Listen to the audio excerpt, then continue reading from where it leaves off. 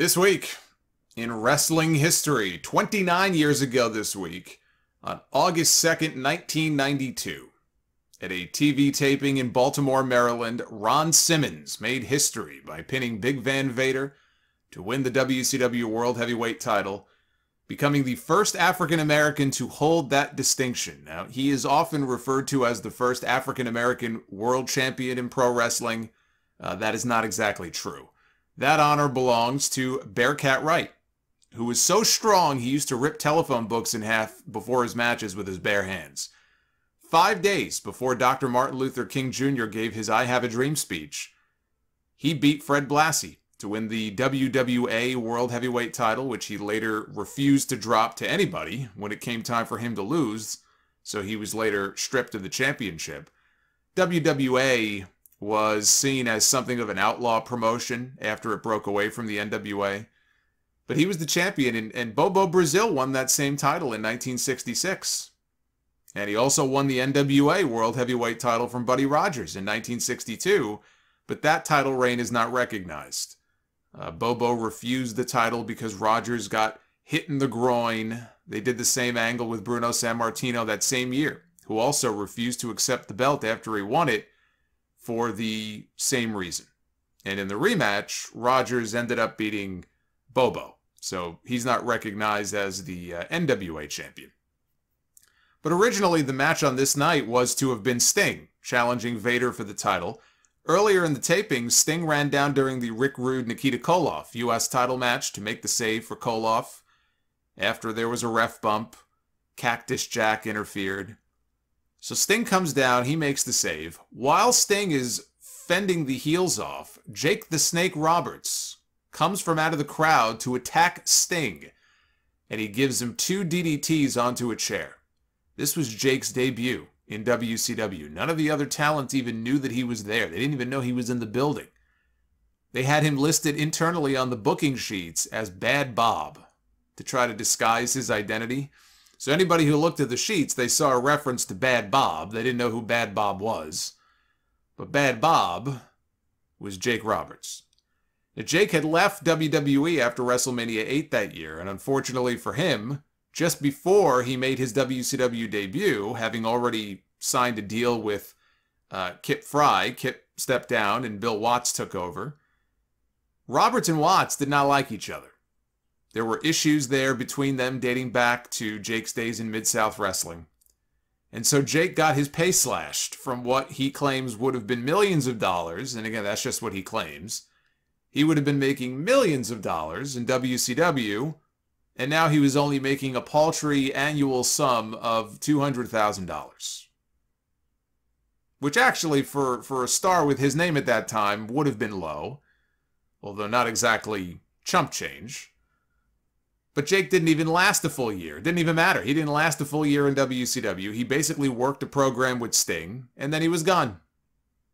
But after the injury angle with Sting on this show, Watts and Grizzly Smith, they come out with the top 7 contenders for the world title, and they pick one name out of a bowl at random to challenge Vader for the championship and take Sting's place. And that man, that name they picked, was Ron Simmons.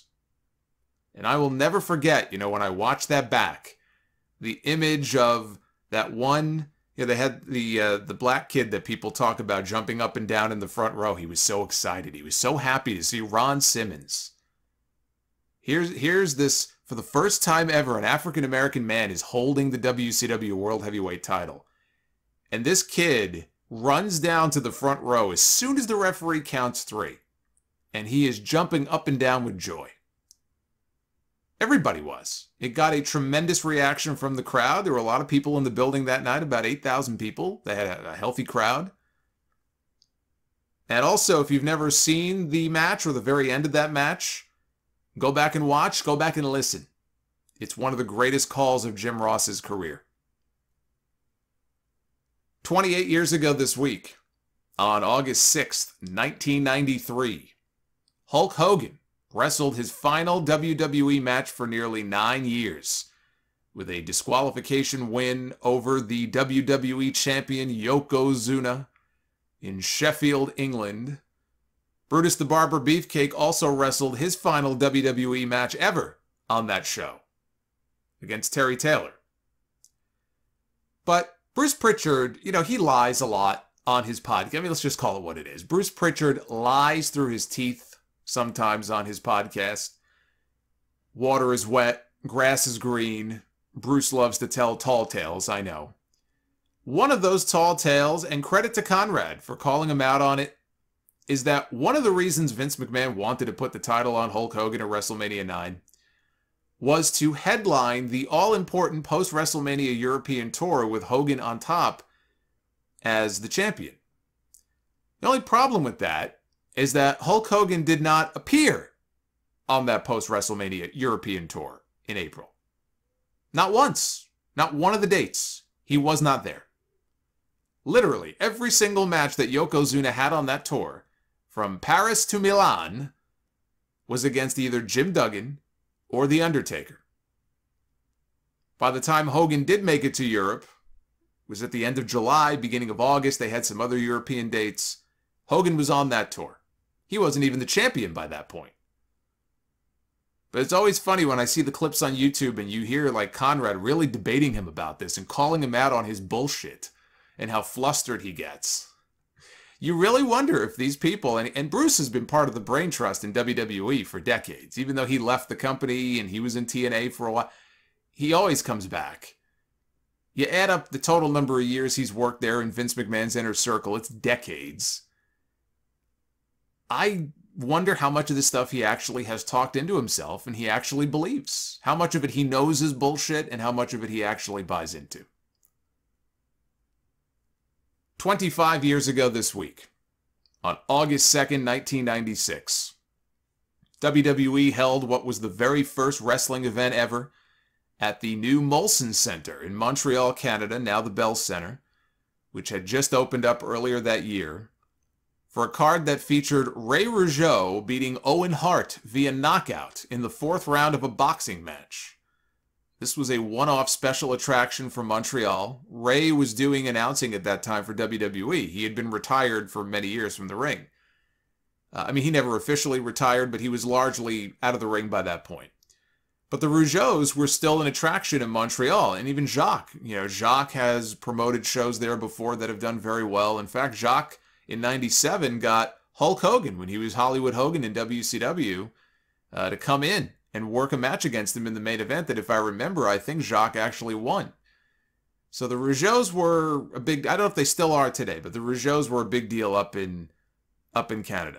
They love their French Canadians up there in Montreal.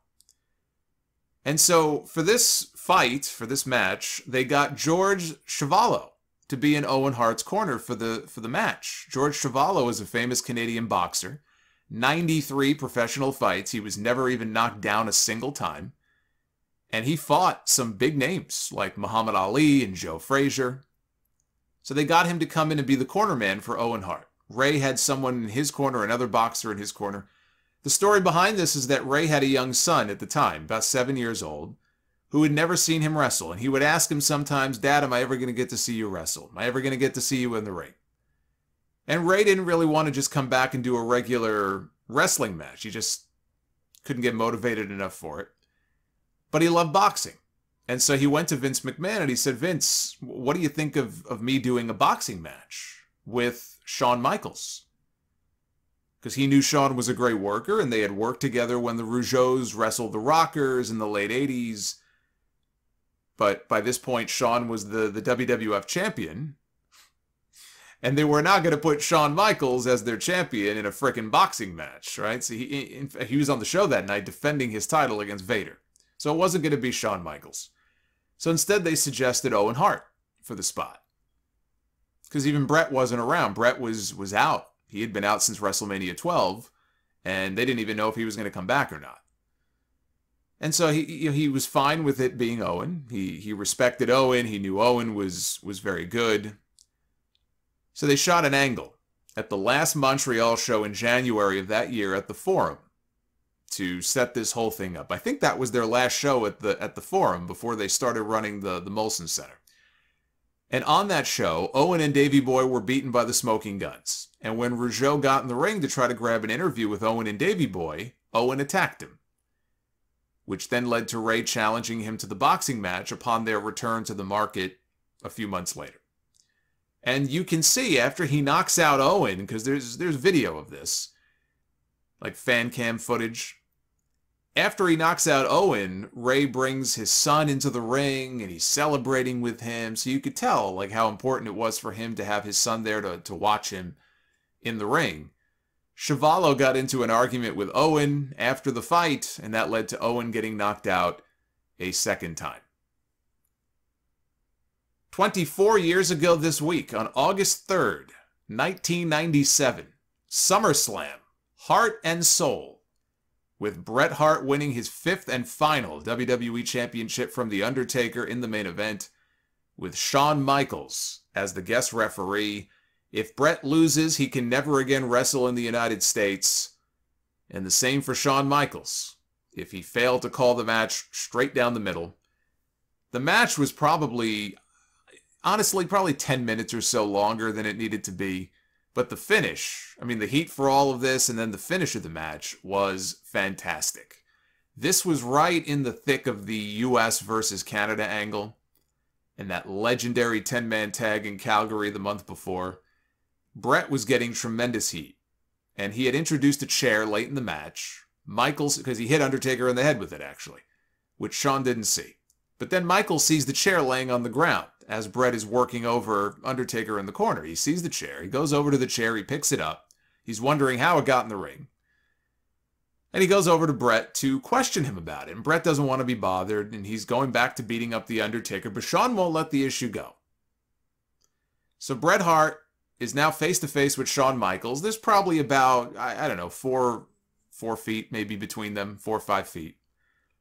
And Bret yells, "Fuck you," at Shawn. You can see him mouth the words, "fuck you." And he hawks this disgusting loogie that splattered all over Shawn's face. And Shawn lost his cool. He reared back with the chair. He went to hit Bret with it, but Bret ducked. And he destroyed the Undertaker. Hit him right in the head. Just pasted him with this chair shot to the skull. And per the stipulation, Shawn had no choice but to count the fall for Bret and basically hand him the championship. And I love how Bret describes the spit spot in his book. He goes, "I hacked out an extremely large, milky white slobber knocker. It flew out of my mouth and hit Shawn on the chest, where it flew up to splatter him right between the eyes." It's like the Spitter episode of Seinfeld with Keith Hernandez. That was one magic loogie. But when he came back through the curtain, Bret said he apologized to Shawn about the size of the gob, and that it was an accident. He said Shawn was okay with it, and for the first time in months, the two of them shook hands. I wish we can go back to that time, where the two of them were still friendly with each other. Then it all went to hell after that. But the crowd in New Jersey was furious at this finish. I mean, they were not happy that Bret Hart was the champion again. They started throwing trash at the ring. This was the start of the Shawn Michaels heel turn. And it was the start of the program with Shawn and Undertaker, which gave us one of the most iconic matches in company history. The heat for this was off the charts. This was WWF storytelling at its finest. Wrestling will never be like this again, which makes me sad. But we always have Peacock at least to go back and, I guess, relive these magical moments here in some of these matches. You know, when I say wrestling will never be like this again, that's not to say wrestling sucks. Everything, it'll always suck. What I'm saying is, I think you really had to live through that period. And a lot of fans would say that probably about growing up watching wrestling in the 70s and watching Mid-South and watching Jim Crockett Promotions and wrestling in the 80s as well, right? It depends on what era you grew up in. And I do feel like that late 90s period was really our last dose of this. Living through a period of realism that fans could still buy into. In terms of the stories, in terms of the characters, it was so strong. No bells and whistles. You didn't need fancy 3D graphics. camera cuts, all that kind of crap. It just kind of stood on its own. But there was a certain realism to it that you bought into. You didn't have to be one of these people who threw trash at the ring and bought into it in that way. And I know we just saw something like that at the GCW show a few weeks ago, where people were throwing trash at Matt Cardona and stuff. It's not like you don't see that anymore, but I don't know. There was a certain feeling to wrestling back then that it does not have today. And I don't see that coming back. I'd like to be wrong. I'd love for there to be another great wrestling renaissance that can make me feel that way again. I mean, I wasn't exactly a little kid when this stuff was happening. You could say, oh, well, it's different when you're a kid. Yeah, when you're 6. I wasn't 6. I was old enough to, to kind of know what was going on. But I don't know. I just feel like we're never going to really have a period like that ever again. But also on this show, Stone Cold Steve Austin and Owen Hart were on their way to having a mat classic for the Intercontinental Championship when one wrong move not only ruined the match, but it nearly ruined the career of one of the biggest stars in the history of the business. It definitely shortened his career. Stipulation was that if Austin lost, he would have to kiss Owen Hart's ass. He said, "I'll kiss it if I can't kick it." That's what Austin said. Owen focused on Austin's neck, ironically, during the match. And Jim Ross even mentioned on commentary that Austin has had a history of neck problems. Very prophetic. We all know what came next. Owen goes for the tombstone. He lands ass first instead of knees first, like Austin asked him to do before the match.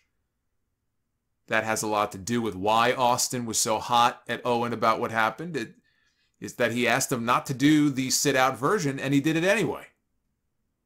I don't know why Owen didn't do it that way. I'm not even sure, honestly, I'm not even sure why he would do a tombstone. I know he had done it before, but why would he do the tombstone given that it was Undertaker's finish, and Undertaker was wrestling that night in the main event? He was going on next. I don't think he hit the tombstone on Bret in that match, but still, that's the guy's finish. Why does Owen have to use a tombstone in his match? Didn't really make a lot of sense. Austin did have neck problems, I think, stemming from the Raw match a few months earlier where he and Shawn Michaels beat Owen and Bulldog to win the tag team belts. Some kind of nerve issue, I think. That may have been why he was hesitant to take the move with the ass first landing. Austin was paralyzed for a good 45 seconds or so.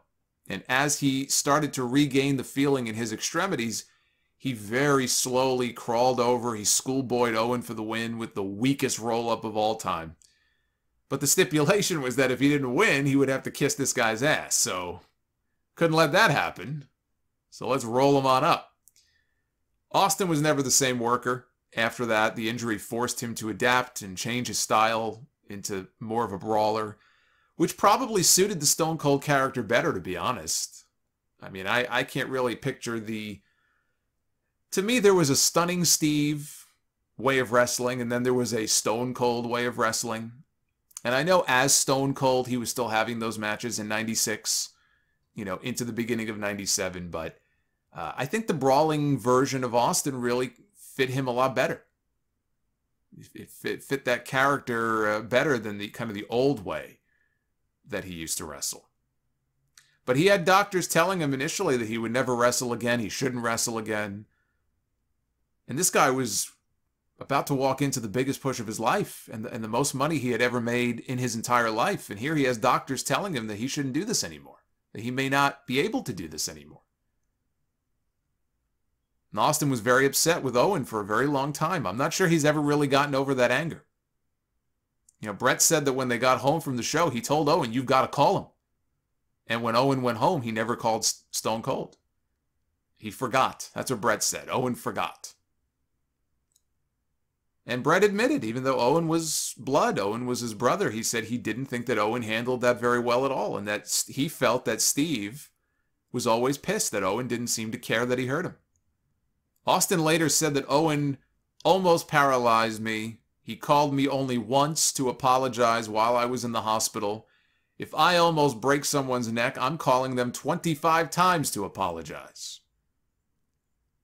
And in her book, Broken Hearts, that came out many, many years ago, Owen's wife, Martha, had a very controversial take on things. She claimed that Owen disliked Austin on a personal level, saying that he just wasn't a very nice person, and that Owen thought Austin was being dishonest. She claims that Owen told her weeks before the match that he thought Austin might fake an injury, and that either he was using the incident as an excuse for some time off, which is ridiculous. I mean, that's such a ridiculous thing to even suggest, especially when you consider that Austin was winning the Intercontinental title that night, and he was in the middle of the biggest push of his life. But yes, he wants time off. He wants to go on a Caribbean cruise. That makes a lot of sense. So she said Owen believed either he was faking it to get time off, or if he truly injured his neck, which he did, she said Owen figured the damage had already been done prior to the match and it really wasn't his fault. Now, the next night on Raw, Shawn Michaels cemented his heel turn in an interview with Vince McMahon. He couldn't believe that people were blaming him for costing Undertaker the championship, and he told the fans to go to hell. Now, the original plan to turn Shawn heel was for him to cost Austin and Dude Love their tag team titles. They would drop them back to Owen and Bulldog, but with Austin out injured, that never happened. Over on the other channel, TNT aired the 100th episode of WCW Monday Nitro with a huge main event. 5 days before their Road Wild pay-per-view, pitting Hollywood Hogan against Lex Luger for the WCW World Heavyweight title. Hogan had been the champion for 1 full year by this point, holding the championship hostage on behalf of the NWO. And it was weird because for months, everything had been building to Sting, challenging Hogan for the title at Starrcade. He would win, he would be the savior of WCW, their knight in shining armor. But then Hogan loses the title to Luger on Nitro. But I have to say this, it made for an incredible moment, watching the fans in Detroit lose their minds as Hogan submitted in the torture rack. Tony Schiavone is losing his mind on commentary. The entire WCW locker room empties out to celebrate this big victory for WCW over the New World Order. What happened here, this is what the Sting win at Starrcade should have been. And they tried because Sting won, the locker room came out. But this, actually, they pulled this off a lot better than whatever the hell they did at Starrcade later that year. This is what Sting's win should have been. But that victory for Luger would be short-lived. He dropped the belt right back to Hogan just 5 days later. This was the first ever 3-hour edition of Nitro, something that Eric Bischoff said was mandated by TNT. It was not his decision. Sound familiar? The show did what at the time was a record 4.3 rating for Nitro.